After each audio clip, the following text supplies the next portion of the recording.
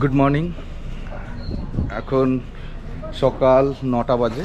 আমরা এখন বেরাচ্ছি রোয়িংয়ের হোটেল থেকে। এই যে এই হোটেলে আমরা ছিলাম, এই হোটেলটায় ছিলাম। এই যে সামনে দূরে পাহাড় দেখা যাচ্ছে, এখান থেকে পাহাড় স্টার্ট।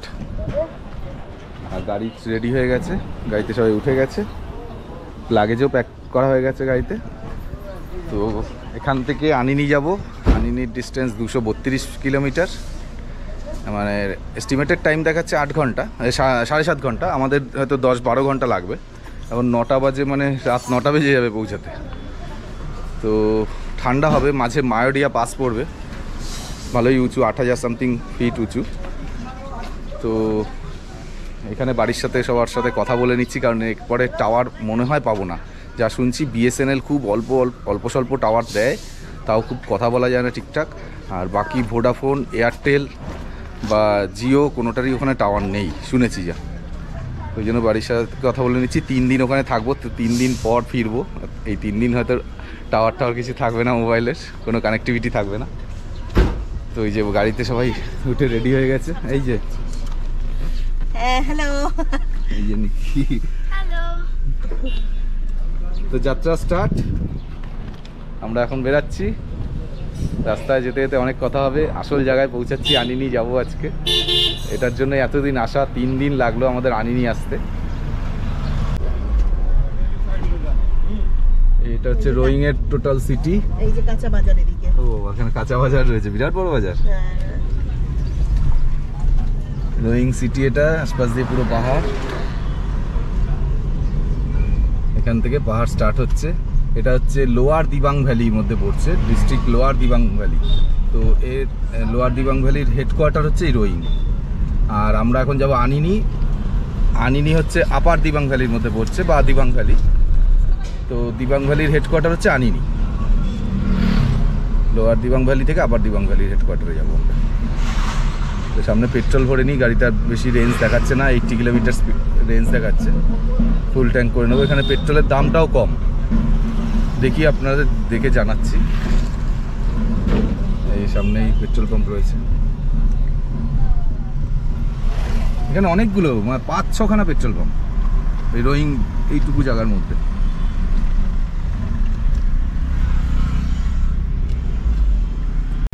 এখন এই রোয়িংয়ের যে অল্টিটিউড, এইটা এই যে 1345 ফিট অল্টিটিউড। এবার দেখা যাক, আমরা মায়োডিয়া পাস ক্রস করব, ওটা অনেকটা উঁচু। তারপরে আবার নেমে যাব নিচের দিকে আনিনি। আনিনির উচ্চতায় প্রায় 7-7.5 ফিট মতো হবে। ঠান্ডা হবে, মায়োডিয়া পাসে ঠান্ডা হবে। বৃষ্টি না হলেই হলো, বৃষ্টি হলে খুব বিপদ। এখানে প্রচুর ধস হয়, ধস নামে পাহাড়ে। তো বৃষ্টি না হলেই ভালো। দেখা যাক। এখানে পেট্রোলের দাম অনেক কম, মানে 92 টাকা 68 পয়সা লিটার। এখানে ভরলাম আমি 3401 টাকার পেট্রোল, যেটা হয়েছে 36.70 লিটার। 36.70 লিটার, 3401 টাকা, অনেক কম। মানে অরুণাচল প্রদেশের অন্যদিকে তাওয়াং দিরাংয়ের দিকে লাস্ট 2 বছর আগে যখন ভরেছিলাম 94 ছিল। তা এখানে দেখছি আরও কম, 92। যাই, এবার যাত্রা শুরু করি। হ্যাঁ, সাথে থাকবেন আপনারা, দেখতে থাকুন বেঙ্গলি এক্সপো। রোয়িং সিটির ভেতর দিয়ে যাচ্ছি। এখানে মোস্ট প্রবাবলি আমাদের পারমিশনটা চেক হবে। সুন্দর জায়গাটা, পাহাড়ের পাদদেশে, পরিষ্কার পরিচ্ছন্ন, সাজানো গোছানো, আর সব কিছু অ্যাভেলেবেল আছে। রোয়িং সিটিতে সব পাওয়া যায়। এই সামনে পাহাড়, পাহাড়ের গায়ে মেঘ। ফুয়েল রেঞ্জ দেখাচ্ছে এখন 700 কিলোমিটার যাবে গাড়ি। ফুল ট্যাঙ্ক করে নিলাম, 36 লিটার তেল ভরলাম। তার মানে আমার 9 লিটার তেল ছিল গাড়িতে।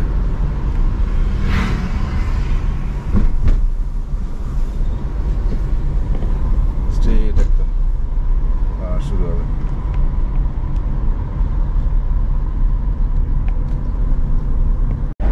এখানে দাঁড়ানো যাবে? হ্যাঁ, কেন যাবে না, ফাঁকা। ব্রিজের উপর তো।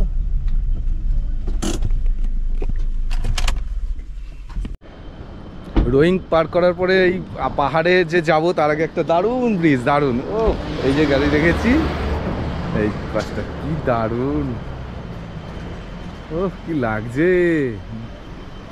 ওই যে দূরে একটা লাইন মতো গেছে, ওটা হচ্ছে ব্রহ্মপুত্র।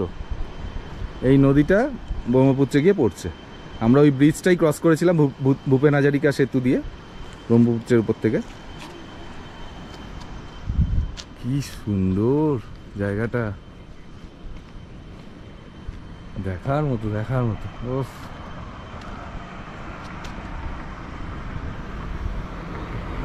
অদ্ভুত সুন্দর।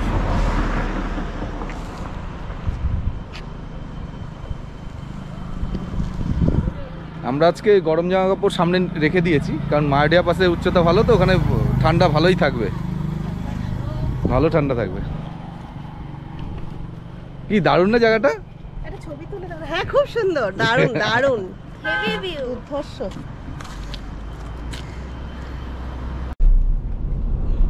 এই পাহাড়ে ওটা স্টার্ট হলো আমাদের। এই যে স্পিড লিমিট 30 কারের জন্য, আর ট্রাকের জন্য 20। National highway 313।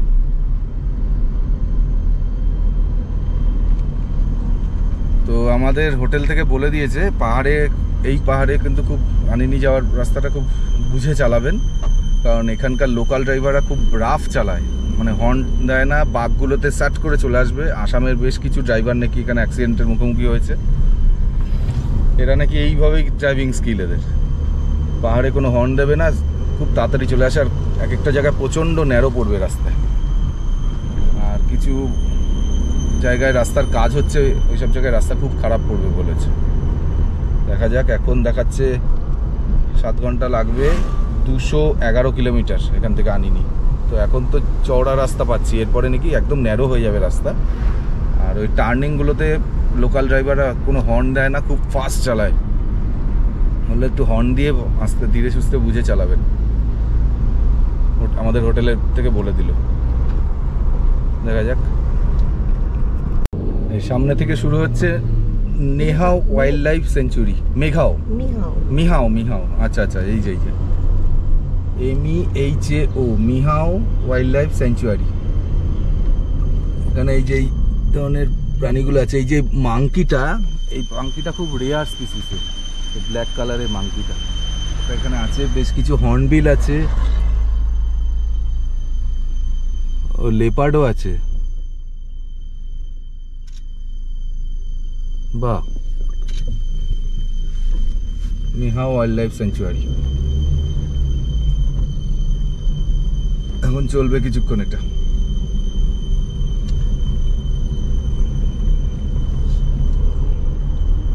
নিচে ধীরে ধীরে আমরা লোয়ার দিবাং ভ্যালিকে ছেড়ে দিচ্ছি, অনেক নিচে নেমে যাচ্ছে লোয়ার দিবাং ভ্যালি।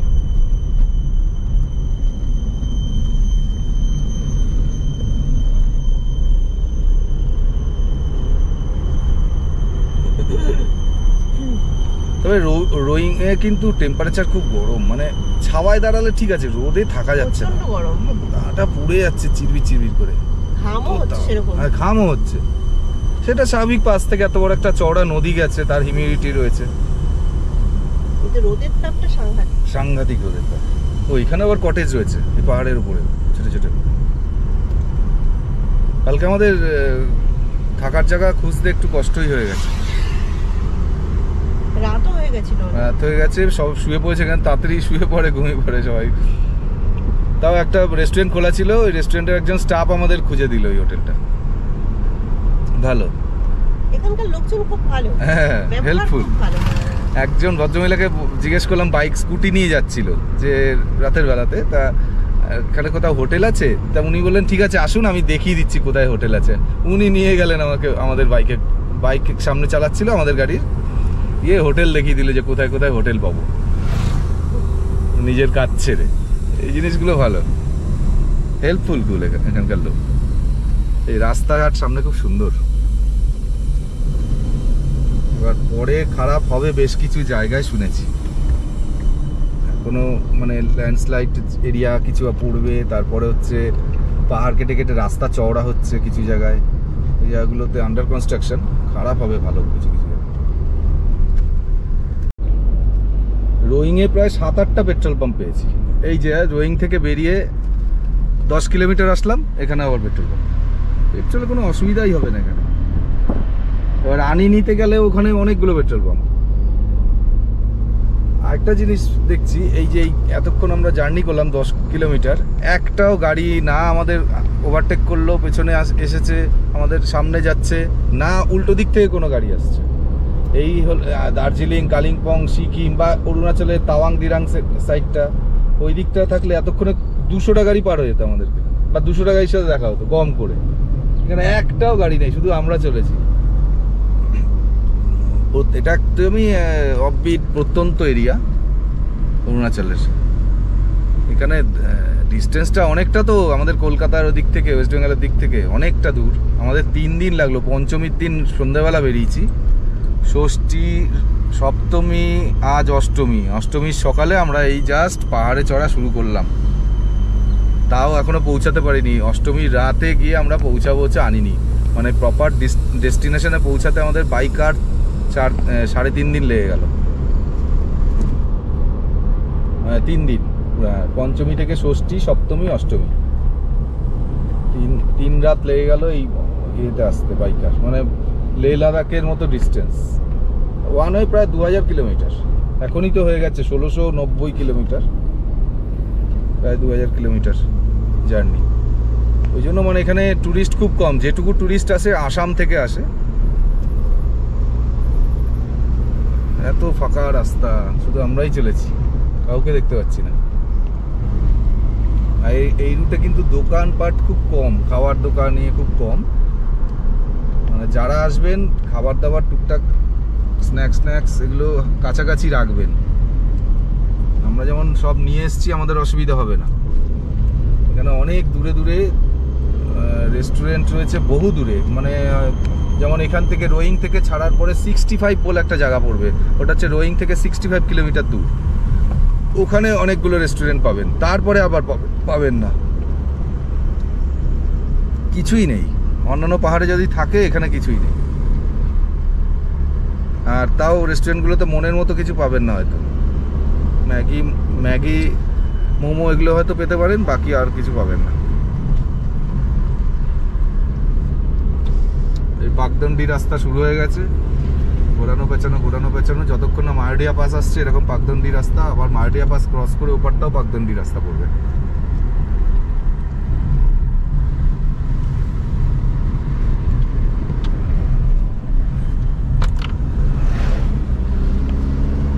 আর আপনাদের বলাই হয়নি, শুভ মহা অষ্টমী প্রত্যেককে, সকলকে অনেক অনেক শুভেচ্ছা। ভালো থাকবেন প্রত্যেকে, অষ্টমীর অনেক শুভেচ্ছা বলে দাও। হ্যাঁ, শুভ অষ্টমী সকলকে জানাই। আমরা তো কোনোবারই পুজোয় থাকি না কলকাতায়, পুজো দেখাই হয় না। প্রায় 5 বছর হয়ে গেল আমরা কলকাতায় পুজো দেখি না। পুজোর সময় আমরা কোথাও না কোথাও চলে যাই। তো এবার একদমই নিরিবিলি জায়গায় এলাম, এখানে পুজোর কিছুই বুঝছি না, কিছুই নেই। যে দুর্গা পুজো চলছে সেটা বোঝাই যাচ্ছে না। এখানে তো আরো বিশেষ করে বোঝা যাচ্ছে না, নিচের দিকে তাও। হ্যাঁ, ওই আসামের ওই জায়গাগুলোতে টুকটাক ছোট ছোট কিছু পুজো দেখছিলাম, প্যান্ডেল, কিন্তু এখানে একদমই নেই। এখানে লোকালিটি কম, তো বাড়িঘর খুব কম, তো লোকজন কম এখানে। এখানে রাস্তা কিন্তু বেশ সরু হয়ে গেল একদম। মানে দুটো গাড়ি, ছোট গাড়ি পাশাপাশি করলেই মুশকিল হয়ে যাচ্ছে, যদি উল্টো দিক থেকে ট্রাক চলে আসে তাহলে আরো মুশকিল। খুব সরু হয়ে গেল, একটা জায়গা তো একদমই ন্যারো, মানে আমার গাড়ির মাপের।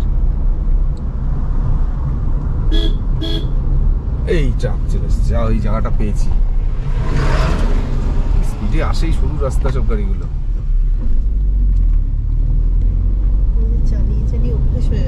হ্যাঁ, একদমই সরু রাস্তা। রাস্তার কন্ডিশনটা একটু খারাপ হয়ে গেল। আগে যেমন পিচটা একদম নতুন পিচ ছিল, এটা ভাঙাচোরা পড়ছে। বেশ কিছু ছোট ছোট ঝর্ণা নেমে আসছে পাহাড় থেকে। রাস্তা খুবই সরু আর রোয়িং থেকে 20 কিলোমিটার মতো আসলাম, সে পাহাড়ের ওপরে উঠে কি সুন্দর ভ্যালিটা দেখা যাচ্ছে, অদ্ভুত সুন্দর। এই দেখুন নিচে, এটা লোয়ার দিবাং ভ্যালি, সাথে আসাম। আর ওই যে চওড়া জায়গাটা দেখা যাচ্ছে, এটা হচ্ছে ব্রহ্মপুত্র, ওখান থেকে গেছে। আমরা ওই ব্রিজটা ক্রস করেই এপাশে এসেছি। কি চওড়া ভ্যালি, মানে দৃষ্টি যতদূর গেছে ভ্যানিশ হয়ে গেছে, তারপরে ততদূর দেখা যাচ্ছে। কি দারুণ ভ্যালিটা, খালি মানে যতদূর চোখ যাচ্ছে শুধু গ্রিন আর গ্রিন, জঙ্গল, মানে বড় বড় গাছ, বাড়িঘর খুব কম, রেয়ার। নদীটা গেছে আর পুরো গ্রিনারি।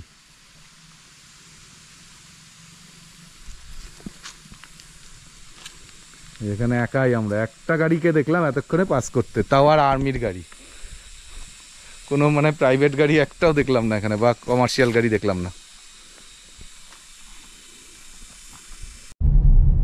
এখানে রাস্তার টার্নগুলো খুব শার্প টার্ন, সরু রাস্তা তো, আর উল্টো দিক থেকে বলছে খুব জোরে গাড়ি আসে। এখনো পর্যন্ত কাউকে দেখিনি আসতে, হর্ন দিচ্ছি, খুব শার্প টার্ন।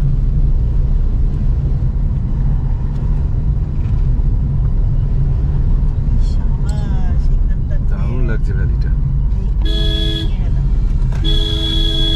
এই যে একটা মুখোমুখি, সবাই হর্ন দিয়েছে।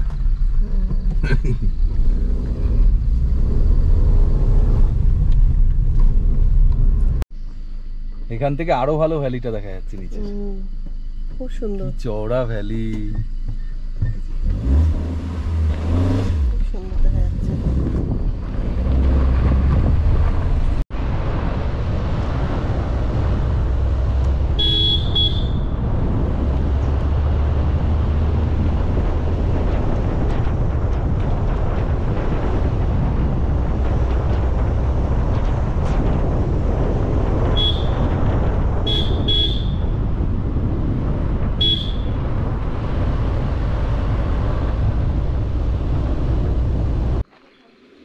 এখন আমরা নেহা ওয়াইল্ড লাইফ সেঞ্চুরির মধ্যে দিয়ে যাচ্ছি। তো খুব পাকদান্ডি রাস্তা, নিকির গাটা গুলিয়ে উঠেছে, বমি বমি পাচ্ছে, সেই জন্য একটু দাঁড়ালাম, রেস্ট নিচ্ছে। আর এখানে এই গাছটা কি ধরনের যেন, গাছটা কীরকম যেন দেখতে, এই যে এই গাছটা ছাতার মতো একটা, অদ্ভুত সুন্দর, দেখিনি এরম গাছ। আমি এত পাহাড়ে ঘুরেছি, এই গাছটা এরম গাছ দেখিনি। ওই যে আরও আছে একটা, কীরকম যেন গাছগুলো। এখানে খুব আনকমন কয়েকটা স্পিসিসের প্রাণী আছে, পাখি, আর কয়েকটা এই একটা মাংকি আছে, যেটা আর কোথাও নেই, এখানেই রয়েছে। যাই আবার স্টার্ট করি।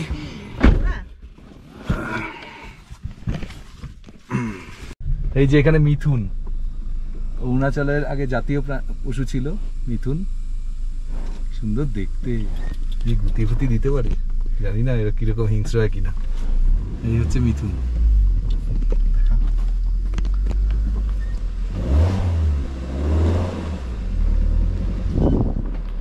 প্রচুর এই মিথুন দেখা যায়।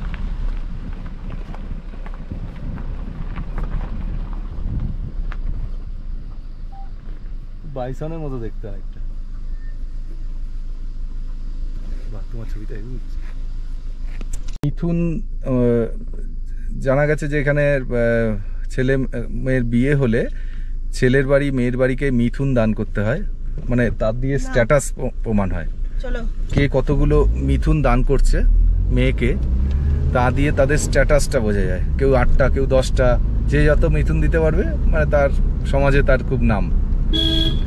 মেয়ের বাড়িতে দিতে হবে মিথুন।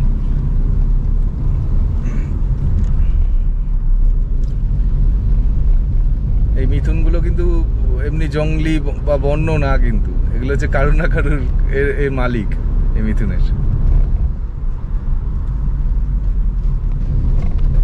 অনেক দেখা যায় এখানে, এই পাশটা বিশেষ করে, মানে ইস্ট বা সেন্ট্রাল অরুণাচলের দিকটায় আসলে মিথুন এটা খুব দেখা যায়।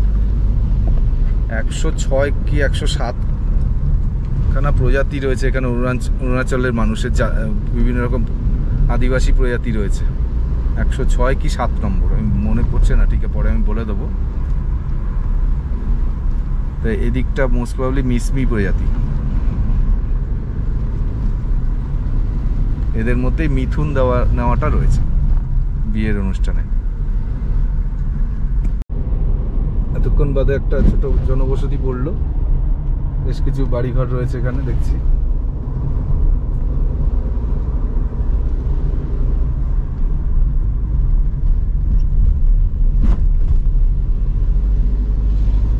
অল্প কয়েকটা বাড়িঘর নিয়ে একটা ছোট জনপথ।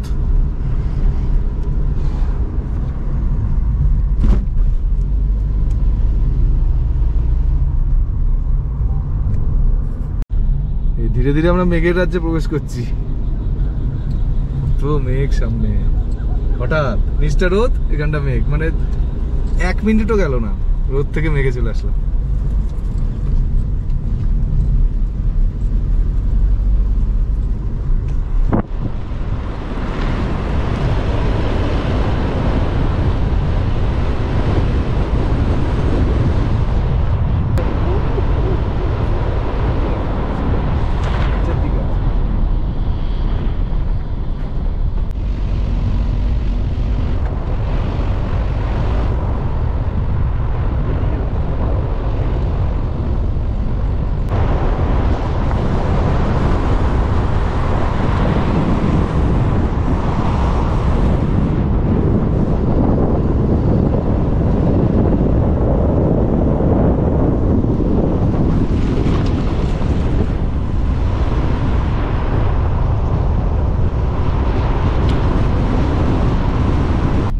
অনেকটা উপরে উঠে চলে আসলাম। নিচে কত নিচে মেঘ, দেখা যাচ্ছে, ক্যামেরা জাস্টিফাই করছে।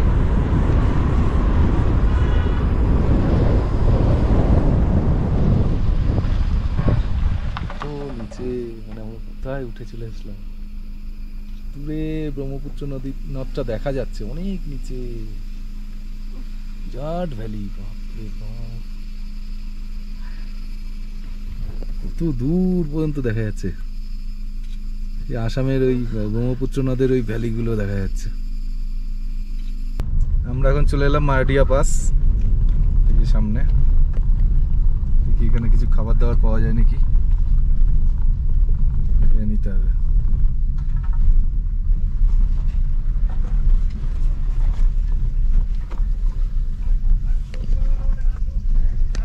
মায়োডিয়া পাস, আমরা এসে গেছি মায়োডিয়া পাস। তো এবার এখানে একটু খাওয়া দাওয়া করে নেব।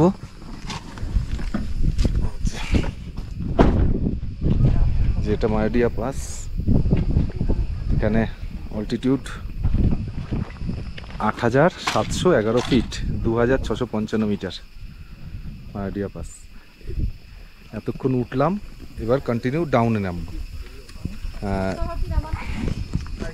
এখানে গাড়ি পার্ক করেছি, লক করা হয়েছে। আর এখানে একটা ক্যাফে আছে, মায়োডিয়া ক্যাফে। এই যে ক্যাফেটা, এখানে মোমোর অর্ডার দিয়েছি। মোমো খাবো, সামোসা খাবো, কফি খাবো, তো বেরিয়ে যাবো। এই যে কফির অর্ডার দিয়েছি, কফি দিয়ে গেল। এখানে রয়েছে যে মিসমি প্রজাতি, এখানে আনিনির এই সাইডটা হচ্ছে এই প্রজাতি মিসমি, এরা এই মিসমি।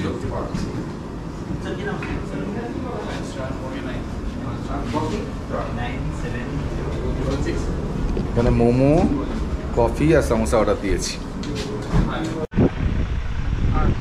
আমাদের খাওয়া দাওয়া হয়ে গেল। এখানে কফি নিয়েছিলাম 2টো, সামোসা 2 প্লেট, 1 প্লেট হচ্ছে 2টো করে থাকে, 30 টাকা প্লেট, 2টো করে থাকে, মানে 15 টাকা পার সামোসা। আর হচ্ছে মোমোগুলো খুব ছোট সাইজ, কপিস মোমোর দাম পড়েছে 60 টাকা, খুব ছোটো ভেজ মোমো।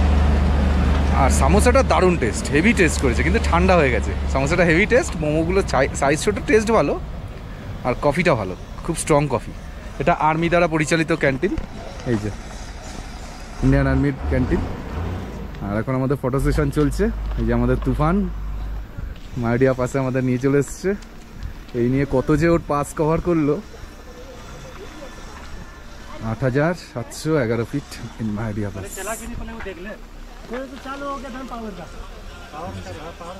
এখন কন্টিনিউ, আমরা এখন ডাউনে নামবো।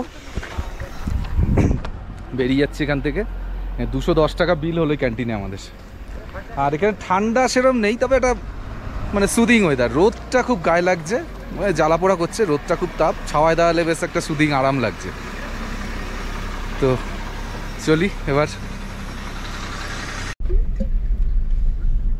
ওকে টাটা। হ্যাঁ হ্যাঁ ওকে, থ্যাংক ইউ। দাঁড়াও,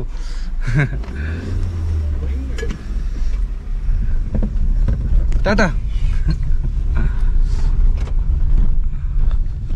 এনারা এসছেন চুচুড়া থেকে আর চন্দননগর থেকে। এরা গুয়াহাটি এসছে, গুয়াহাটি থেকে রাজধানী ধরে তিনসুকিয়া থেকে এসছে। এরা বার্ডিং করছে। এখানে 3 দিন থাকবে মারডিয়া পাসের পাশেই। আর এখান থেকে 3 দিন থেকে তারপরে আনিনিতে 3 দিন থাকবেন, বেরিয়ে যাবেন। এবার আমরা কন্টিনিউ ডাউনে নামবো।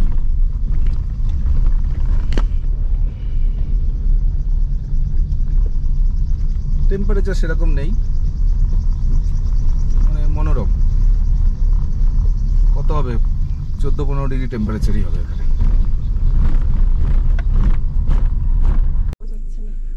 এই পাথরগুলো কি মনে হচ্ছে ঝুরঝুর করে পড়বে উপর থেকে। আর এই দিকটা কত ডাউন, ওই নিচে আমাদের নেমে যেতে হবে, কত নিচে। পাহাড়গুলোর কাজ কত নিচে নেমেছে। ওয়েদারটা খুব ভালো, কোনো বৃষ্টির মানে আভাস নেই, বৃষ্টির মেঘও নেই, রোদ ঝলমলে পুরো। মুনলি এখান থেকে 33 কিলোমিটার। এখানে রাস্তার অবস্থাটা খুব একটা ভালো দেখছি না। আমাদের এখানে প্রায় 50 মিনিটের ব্রেক হলো, আরো বেশি, 1 ঘন্টা, প্রায় 12টা 10 বেজে গেল। এখনো জার্নি টাইম দেখাচ্ছে 4 ঘন্টা 50 মিনিট এখান থেকে আনিনি। আর 160 কিলোমিটার, অনেক দূর। রাস্তা খারাপ হলে কি করে এতক্ষণ যাবো ভাবে। এবার ডাউন হিলে নামছি, ইঞ্জিন ব্রেকিং ইউজ করতে হচ্ছে এখন। তো ইঞ্জিন ব্রেকিং, অনেকে বলেন যে ইঞ্জিন ব্রেকিংটা কি। ইঞ্জিন ব্রেকিং হচ্ছে মানে গিয়ারে গাড়ি রেখে ক্লাচ আর এক্সিলেটার না ধরে নামাটাকে বলে ইঞ্জিন ব্রেকিং। গিয়ারে নামবে গাড়ি, কিন্তু এক্সিলেটার বা ক্লাচ আমি ধরবো না। গাড়ি অটোমেটিক তার স্পিড নিয়ে নেবে, আবার কমিয়ে দেবে। সামান্য ব্রেক মাঝে মধ্যে ইউজ করতে হয়, তাতে ব্রেক শুটা কম ক্ষয় হয়। সেটা বাইক হোক বা 4 হুইলার হোক বা যে কোনো গাড়ি হোক। ডাউন হিলে নামার সময় চেষ্টা করবেন ইঞ্জিন ব্রেকিংয়ে নামা, কারণ ব্রেক শু ক্ষয় হয়ে যায়, ব্রেক গরম হয়ে গিয়ে ব্রেক ধরতে চায় না। ইঞ্জিন ব্রেকিংই বেস্ট, তাতে মাইলেজটা অনেক বেড়ে যায় গাড়ির। মানে আপনি যদি ফার্স্ট গিয়ার বা সেকেন্ড গিয়ারেও ইঞ্জিন ব্রেকিংয়ে নামেন, আপনার যে মাইলেজ দেবে সেটা প্রচুর। মানে নিউট্রালে ওরকম তেল পড়ে না, একদম কম, নিউট্রালের থেকেও কম তেল পড়ে।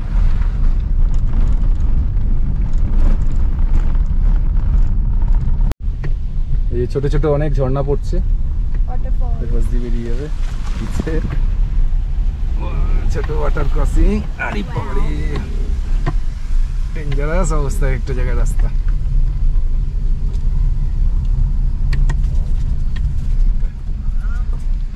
সরু সরু রাস্তা, সরু সরু রাস্তায় পাস দেওয়া খুব মুশকিল হয়ে যায়।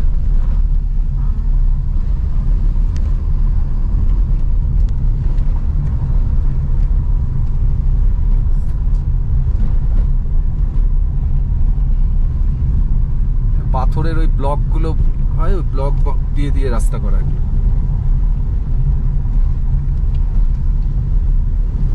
এখানে বরফ পড়ে শীতকালে, ওই জন্য এরকম রাস্তা করেছে যাতে রাস্তা ভেঙে চলে না যায়। তাও তো খারাপ অবস্থা, তাও যাওয়া যাচ্ছে, খুব খারাপ এখনো পাইনি, পাবো নিশ্চয়ই সামনে।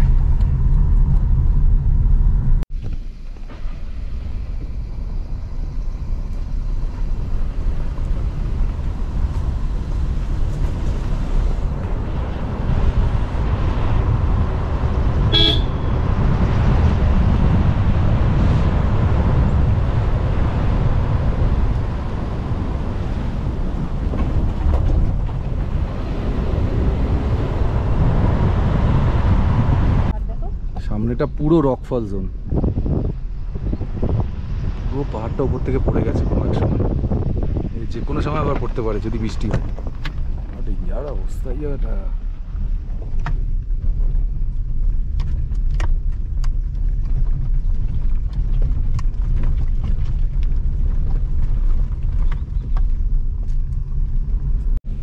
এখন আমরা 65 বলে একটা জায়গায় এলাম, এখানে সব বাড়ি হোটেলের নামই 65। এই যে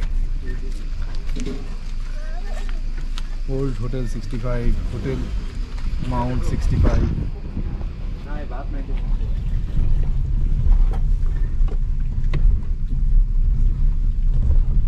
হোটেল মাউন্ট 65।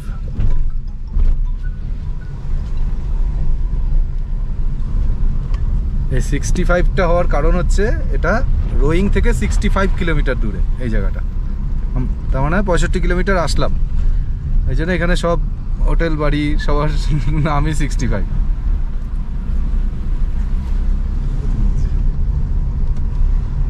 ছোট্ট একটা জনবহুল এরিয়া।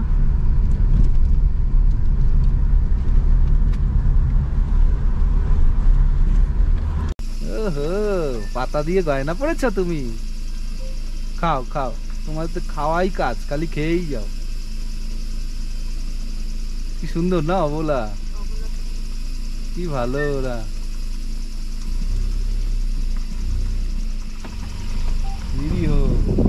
একটা ঝর্ণার তলা এসে দাঁড়ালাম, এই যে ঝর্ণা।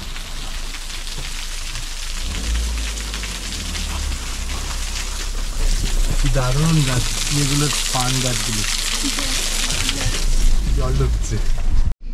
এই জায়গাটা খালি দেখুন, পুরো ওই স্পিতি ভ্যালির মতো, উপর থেকে রক গুলো ঝুলছে, দারুণ। আমার মাথার উপরে ছাদ, সাথে নিয়ে যাচ্ছে।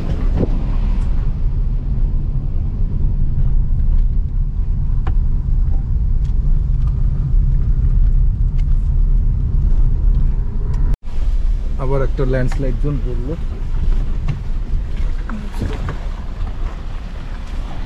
রিসেন্টলি ঠিক করেছে এই রোডটা, এই জায়গাটা।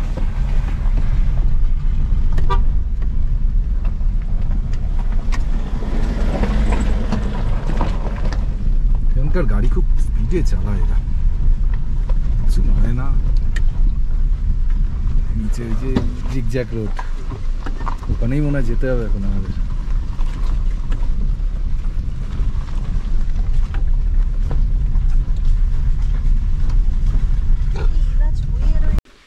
যেখানে দাঁড় করালাম এখানে এলাচ গাছ, এই যে এগুলো বড় এলাচ হয়ে রয়েছে, দেখি যাওয়া যায় নাকি যাবে। এই যে এগুলো হচ্ছে এলাচ পাতা, আর এই যে এলাচ হয়ে রয়েছে, এগুলো এলাচ গাছ।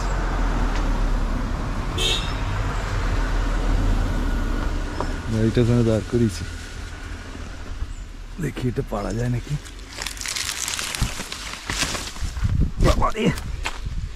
এই যে এগুলো হচ্ছে বড় এলাচ, কাঁচা বোধহয়।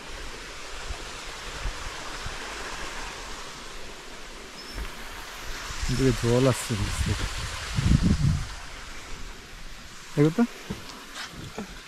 এটা কি, এগুলো কাঁচা এলাচ, অন্য কিছু নাকি?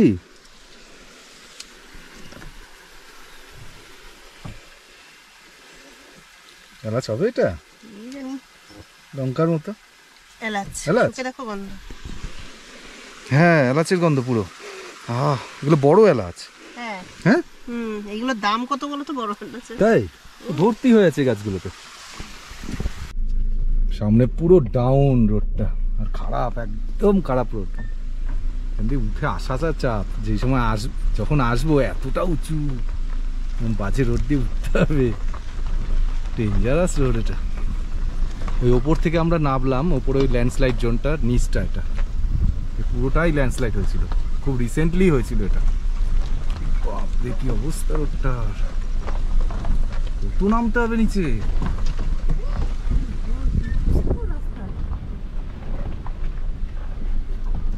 এতটা নামবো কি, উঠবো কি করে যখন যাবো, কত খারাপ। মাই গুডনেস, জি বাপরে বাপ, দেখো সাবধানে গাড়ি আসছে। ডেঞ্জার রোড এটা।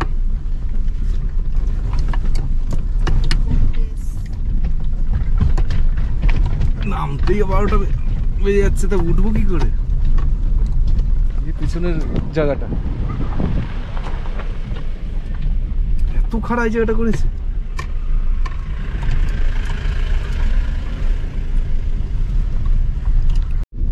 আবার একটা ল্যান্ডস্লাইড জোন, যে কোনো সময় পাহাড়টা পড়ে যেতে পারে। পাথরগুলো ঝুলছে, এগুলো বর্ষার সময় খুব খতরনাক এইসব জায়গায় আসা। বাবা ধুলো সামনে,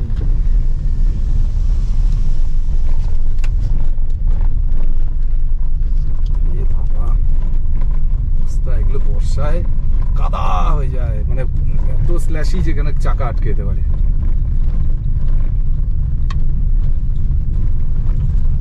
এখন অরুণাচল প্রদেশে ওই 7 লেক ট্রেক চলছে, অনেকে ওই আনিরিতে আসছে 7 লেক ট্রেক করতে। এই বাপরে কি উঁচু পাহাড়টা উপর থেকে ঝুলছে, ডেঞ্জার জায়গাটা।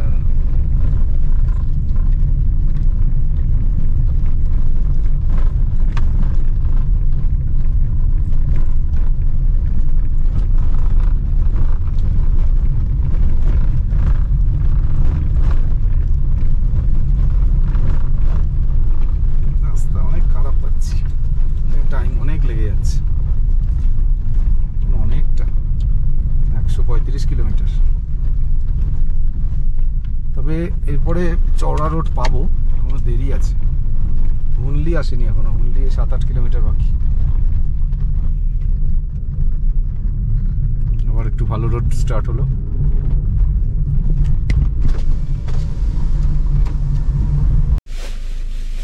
এখন হুনলিতে চলে এসেছি। হুনলি হচ্ছে 100 কিলোমিটার দূর রোয়িং থেকে।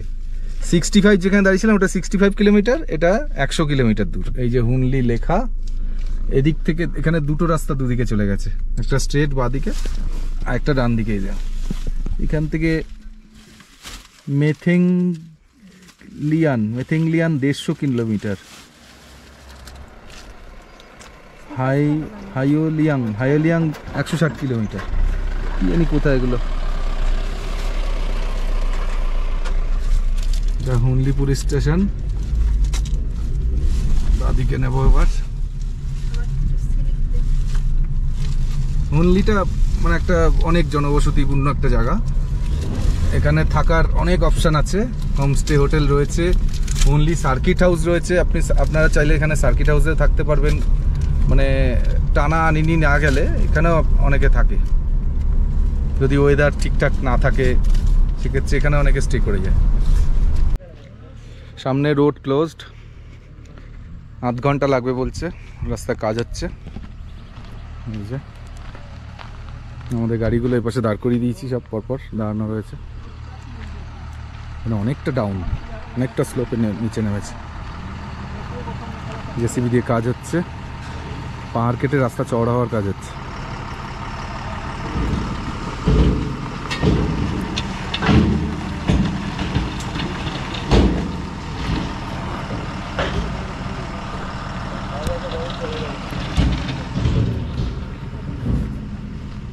লেট হয়ে যাবে আজকে, যেতে লেট হয়ে যাবে আমাদের।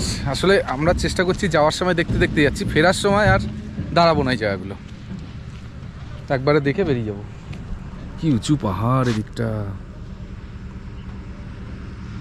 বিরাট আকারে দাঁড়িয়ে আছে।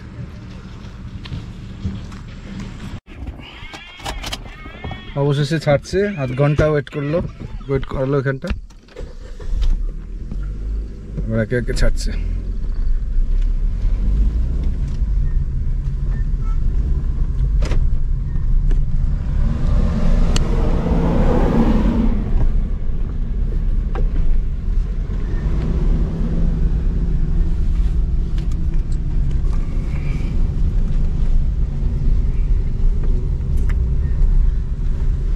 ফার্স্ট আমরাই যাচ্ছি, 3টে গাড়ি। অনেক ডাউন এই জায়গাটা, অনেকটা। বাবা উঠে আসাটা চাপের এখান থেকে। ফেরার সময় উঠে আসা খুব চাপের, বিরাট ডাউন।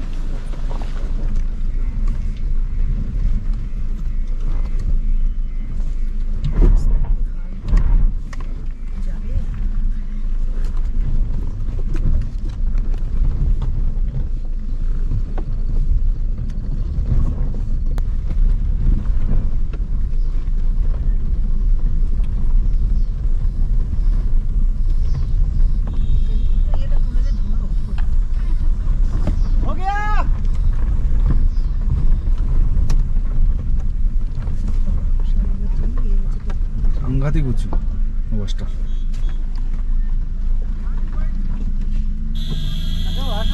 এই তো আর্টিকা উঠে যাচ্ছে এত লোড নিয়ে। প্রচন্ড খতরনাক খতরনাক রোড ক্রস করতে হচ্ছে। হ্যাঁ, তলা একবার লেগে গেল,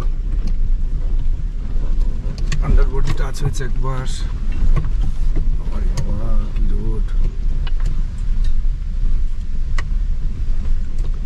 খুব খারাপ রোড। মানে ভালো রোড কিন্তু ম্যাক্সিমাম জায়গায় ভালো, যে জায়গা খারাপ খুবই খারাপ, অনেক ডাউনে নেবে লেগে না যায়। লেগে আস না।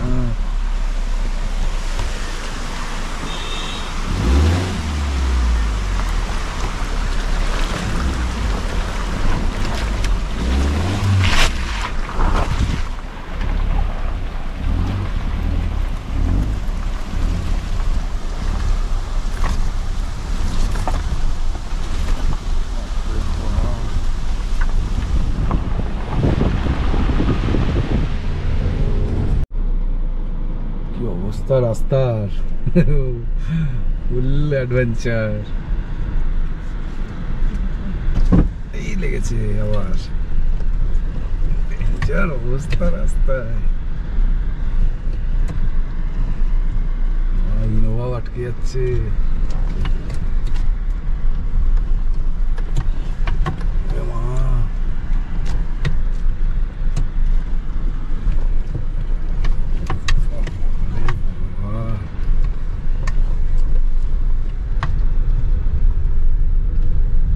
এই হচ্ছে রাস্তা নিয়ে যাওয়ার।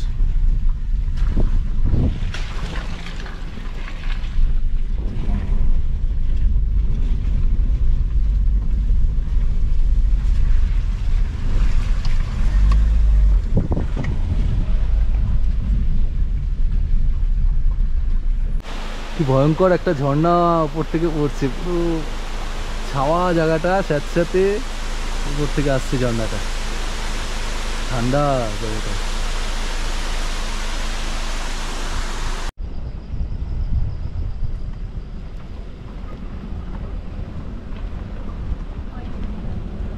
এই বর্ষার পরই মনে হয়েছে ল্যান্ডস্লাইড হয়ে হয়ে রাস্তাটা।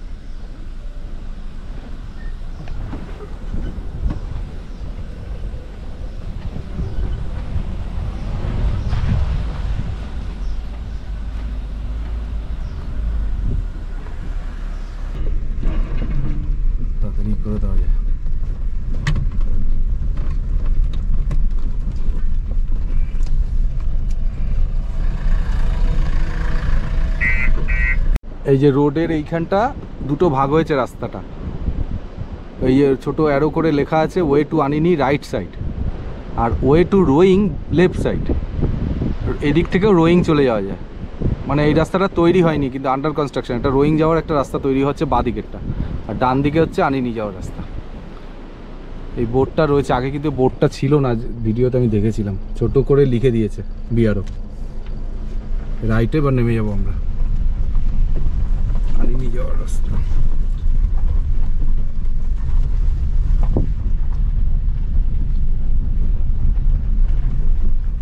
Dangerous road, dangerous. North Sikkim গুরুদম্বারের থেকে মনে খারাপ রোডটা। এই যে এখন ইথুন ব্রিজে আসলাম, ইথুন নদীর ওপর পুরো সবুজ রঙের জল, গ্রিন।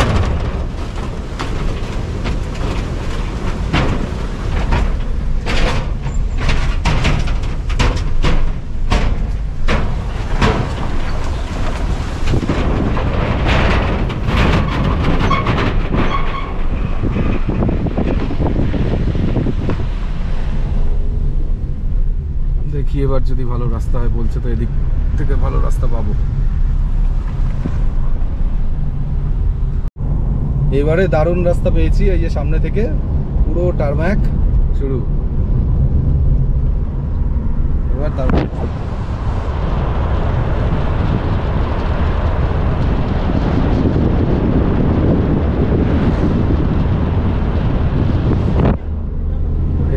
এই হুনলির পর থেকে এই মাথু ব্রিজ পর্যন্ত, মাথুন ব্রিজ পর্যন্তই ওই 35-40 কিলোমিটার মতো রাস্তাটা খারাপ। 35-40 কিলোমিটার আসতে আমাদের প্রায় 3 ঘন্টা লেগে গেল। মানে খারাপ, মানে মারাত্মক খারাপ। মানে আমি কোনো পাহাড়ে এত খারাপ রাস্তা দেখিনি। আমি গুরুদম্বার লেকেও গেছি গাড়ি ড্রাইভ করে, এরকম কোথাও পাইনি। সিকিমে পাইনি, লাদাখে পাইনি, কোথাও এরকম দার্জিলিং, কালিম্পং এত বাজে রোড পাইনি। কারণ একটা পাহাড় কাটিংয়ের কাজ চলছে, একদম বাজে হয়ে আছে রাস্তা একদম। এটা এই যে এরপর থেকে এই টারম্যাক রোড, এ লেখা আছে আনিনি 110 লেখা। এখানে দেখাচ্ছে 110 আর নেভিগেশনে দেখাচ্ছে 100। বাহ, দারুণ রোড, দারুণ। কি জায়গা!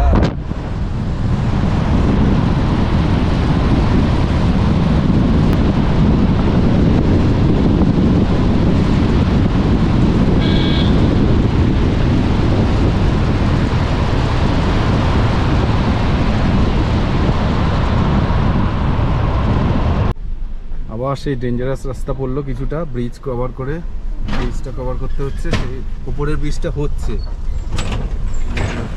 ওটা যতদিন না হবে এরকম বাজে রোড। যতবারই ভালো রাস্তা বলছি ততবারই খারাপ রাস্তা পাচ্ছি। এই একটা ঝর্ণা,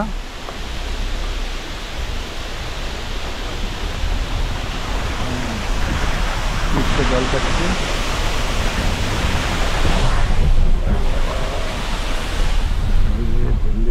রোড দিয়ে যাচ্ছি,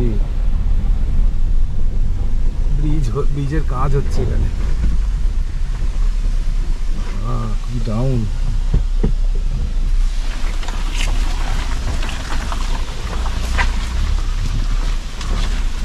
দুটো পাহাড় কেটে রাস্তাটা চলে যাবে।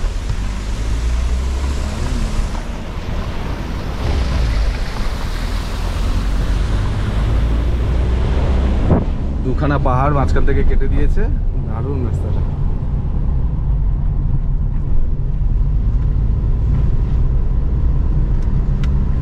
তো ভালো রাস্তার পরে হঠাৎ করে এত খারাপ রোড পড়ে যাচ্ছে, মানে আকাশ আর পাতাল।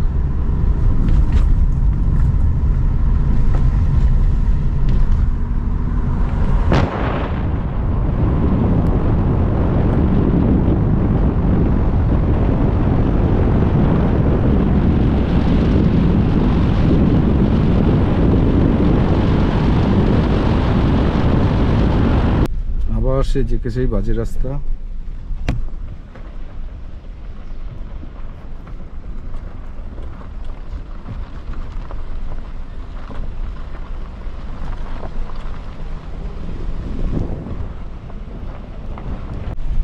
এই যে পাশে সবুজ রঙের দুই নদী যাচ্ছে, আর এপাশ দিয়ে ভাঙাচোরা রোড দিয়ে আমরা যাচ্ছি। এই হচ্ছে রোডের অবস্থা।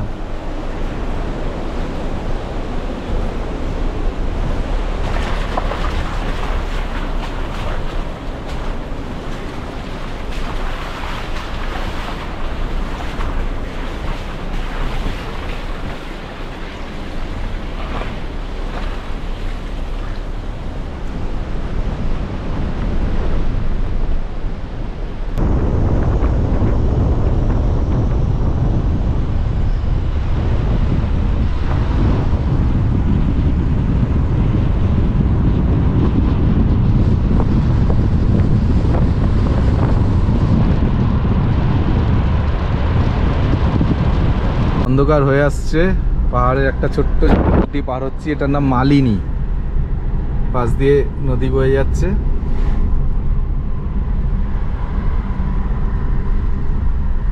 আর এখান থেকে 48 কিলোমিটার আনিনি, 1 ঘন্টার জার্নি দেখাচ্ছে। এখন 4:57 বাজে, 6টার মধ্যে আশা করা যায় পৌঁছে যাবো। আমরা এখন এই সঙ্গমে একদম রয়েছি। এটা হচ্ছে ড্রি নদী আর মাতু নদী মিলে দিবাং নদী হয়েছে। এই যে নিচে বোঝা যাবে না, এই যে এটা হচ্ছে সঙ্গম। ড্রি নদী মাতু নদী এই পাশ থেকে এসছে, দুটো মিশেছে এখানটা, মানে দিবাং নদী হয়ে চলে গেছে। সবুজ জল একেবারে। অন্ধকার হয়ে এলো প্রায়, এখানে তো তাড়াতাড়ি অন্ধকার হয়। তাও কিছুটা আমরা সেন্ট্রালের দিকে আছি। এটা মানে কাহো ভিলেজ হচ্ছে একদম পূর্ব দিকে। এরপরে আমরা কাহো ভিলেজ যাবো, এটা ঘোরার, এটা থেকে ফিরে কাহো ভিলেজ যাবো। ওটা একদম পূর্ব দিকে, ওখানে আরো তাড়াতাড়ি সূর্যাস্ত হয়।